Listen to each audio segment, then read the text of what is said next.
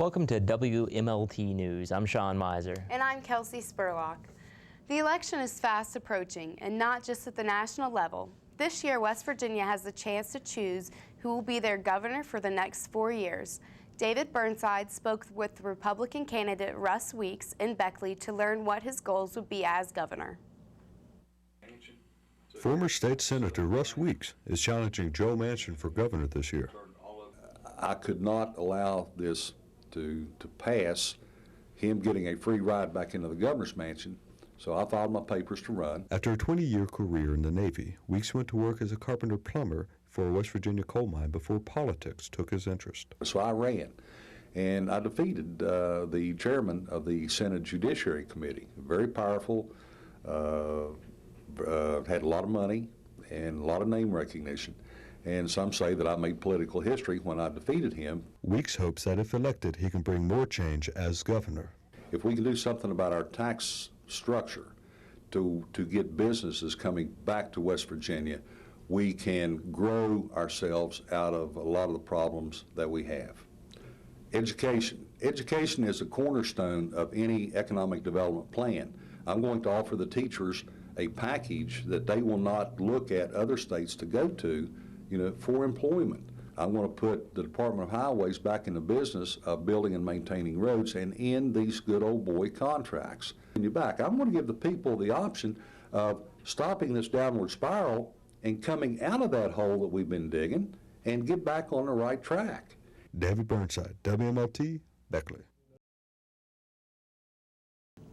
A group of retired Army officers are showing their support for today's veterans. They call themselves the Gathering of Mountain Eagles and invited injured military men and women to experience the wild and wonderful side of West Virginia. Josh Gerbway has more. Veterans from Walter Reed Army Hospital and the Marines Wounded Warrior Battalion came to West Virginia excited for an adventure outside hospital walls. We appreciate it a lot. So Walter Reed, you kind of get crammed in the city, so it's nice getting out, They began their week-long trip with an evening of music performed by local artists and a dinner provided by Glade Springs Resort. Retired Army officer and one of the event organizers, Forrest Arntz, wants to give back to as many men and women who have served in the United States military. We want to bring them here, show them West Virginia, and have all the people of West Virginia say thanks. With a whole list of activities ranging from a P-51 Mustang to a 9-hole golf tournament, even the West Virginia Marshall game, the Mountain Eagles have decided to hit the whitewater first. Jason Hubbard, a native West Virginian, was anxious to come back to his home state and get back on the river where he was once a guide. Really did good for my heart, to see, people just take in complete strangers, to honor them and do good. One of those strangers was Captain Stephen McKinney. This was his second trip through West Virginia. The first time was as he headed for boot camp. I drove through West Virginia on my way to Fort Bragg a year ago before my deployment, and it reminds me of a good portion of Central Washington as you go up into the Cascades from the Puget Sound region. So obviously the valleys are a lot more windy and deep than some of the ones you see in Western Washington, but it's a very beautiful country. The veterans left West Virginia with scenes of beautiful foliage and also an appreciation for what they can do. John Sabiola, a Marine, said that the adventure in West Virginia gave him a different outlook on life. I'm really happy that they're doing this, and it's a real awesome thing what they're doing, and they're getting us out, and we're getting out to see that, hey, we can do things, and we can do the regular things that we used to. We might not be able to do them fast like we used to, but hey, we're still out there, and we're at least doing something productive. Making a difference in just a few veterans' lives is what motivates Forrest Arntz to continue gathering Mountain Eagles. As long as we're living, so that's how long we're going to do it. Josh Gerbway, WMLT News, Athens. Concord has yet another soon-coming upgrade in the works. A new gazebo is being constructed above the valley behind the Student Center. It is planned to be finished soon after Halloween. We talked to Marshall Campbell to find out more. The gazebo project is underway, as you can see. We're probably, I would say, about halfway through. We broke ground back in September. This is a project that has been on the books for probably 2.5 to 3 years. It originally started with money from the Student Government Association.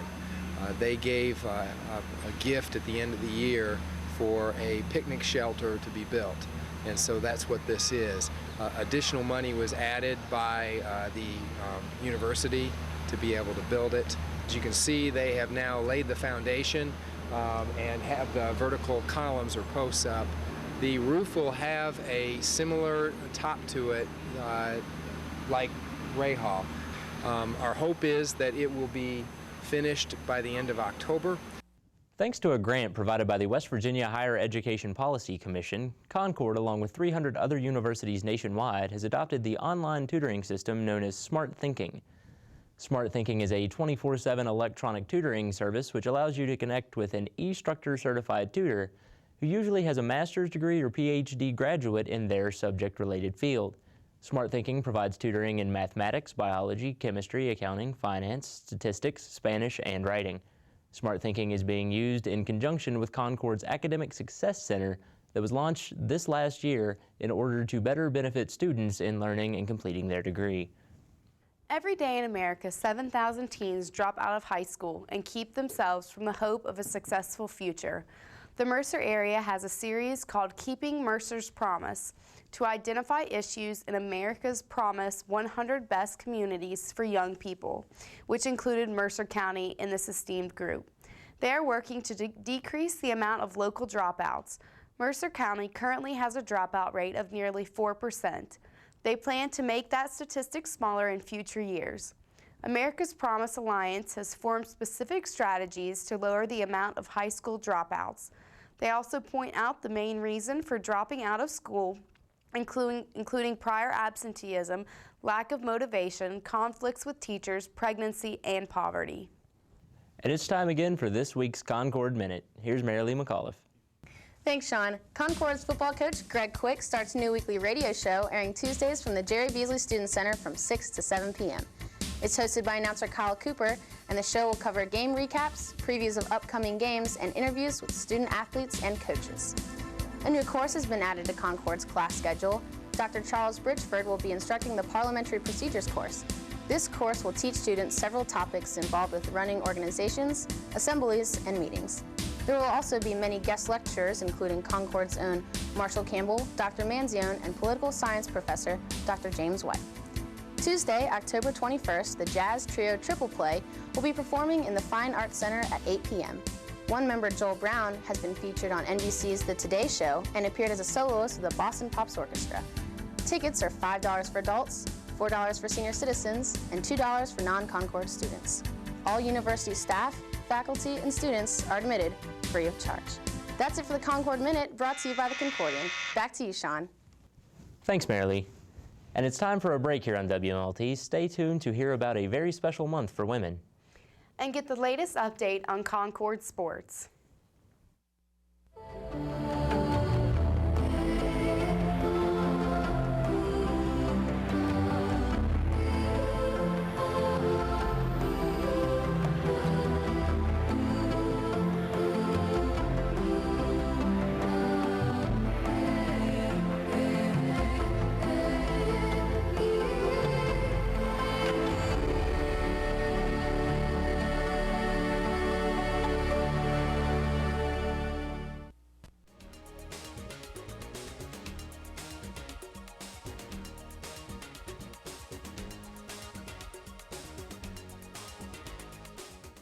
October is always an exciting month in southern West Virginia, but it's even more special because October is the month when students around campus raise money for Breast Cancer Awareness Month.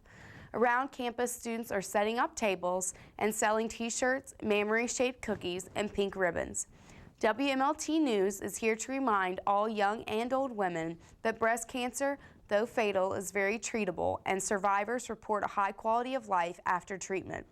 Please make an appointment for a mammogram with your local gynecological office for regular checkups. For more information on breast cancer, you can go to www.nbcam.com. Homecoming 2008 kicked off this week with a great start. Its billboards started popping up all over campus early on Monday morning, rallying for votes for the different candidates. The activities planned by the Homecoming Committee seem to be taking the bull by the horns for Concord students. Through the week, the candidates will be campaigning all over campus, and as is tradition here at Concord, candidates will be handing out candies in hopes of receiving votes in their favor. Students have quite a bit to look forward to this week, and one of those students is Evan Garcia. I'm really excited about homecoming. There's going to be a lot of alumni coming in. That's the thing that excites me the most.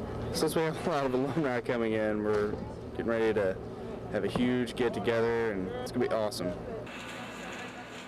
Events include surfing in the valley, laser tag, henna tattoos, a homecoming picnic, and live music, not to mention tailgating at the game and alumni visiting the campus beautiful. The Lady Mountain Lions women's soccer team got off to a rough start this season, but the tough competition they faced early on seems to be paying off in conference play. Sean Meinzer has more on the surging team. The Concord women's soccer team has a new head coach in Carol Bowens, a former player at Concord. How has that experience helped her move into a head coaching position? Nothing much has changed over the years, but as far as Concord's concerned, we've changed a lot. And it's just playing to our strengths and playing against other teams. And as a player playing there, obviously, I'm a bit more passionate as a strange coach coming in to work with things here. So, I mean, it means a lot to me. The Lady Mountain Lions are far exceeding expectations with a new young coach and a very young team. I do think that, you know, being the first year, a lot of people looked at it as being a rebuilding year. We lost 6 very, very good players and a lot of big names on campus as far as athletics go. For my first year as a head coach and for us to be a relatively young team, I mean, we've only got 2 seniors and 3 juniors, 24 of a squad. I mean, we're very young. Obviously, I'm a young coach and I feel that we're able to contribute more than a lot of outsiders would have anticipated it to be. Concord has only 3 conference games remaining and currently sit at 2nd place in the WVAC behind undefeated and nationally ranked West Virginia Wesleyan. What is the key to this team's success? I think just playing the way we've been playing and playing with confidence and just going out and playing soccer, just having fun. With not much time left in the season, this team is in very good position to compete for a conference championship. For WMLT, I'm Sean Meinzer. Red, yellow, and orange, the colors of the season. Many people enjoy the changing of the leaves and take the opportunity to do a little leaf peeping tourism. You don't have to go far to enjoy the changing of the leaves. You can take a walk in a local park or have a scenic drive. The peak time to enjoy leaf in our area is mid-October. From Beckley, West Virginia, Old School Abbey is getting their chance at making it big. In 2005, 3 Concord students formed Old School Abbey, which was an instant success around campus. The band received national attention, receiving a key sponsorship deal from Budweiser, which introduced them to producer David Simon Baker, who will be recording their 2nd album in California this month. Working with Baker, who has produced with other names such as Jack Johnson and ALO, has the band excited. We're very lucky to play for them, much less have him as a producer. Judging from his past few albums, we're ready for a #1 album. I think we can do it. I think we could have possibly the #1 album in the country. That's all we had today. Tune in 2 weeks for more WMLT. For Sean Meinzer and the rest of WMLT, I'm Kelsey Spurlock.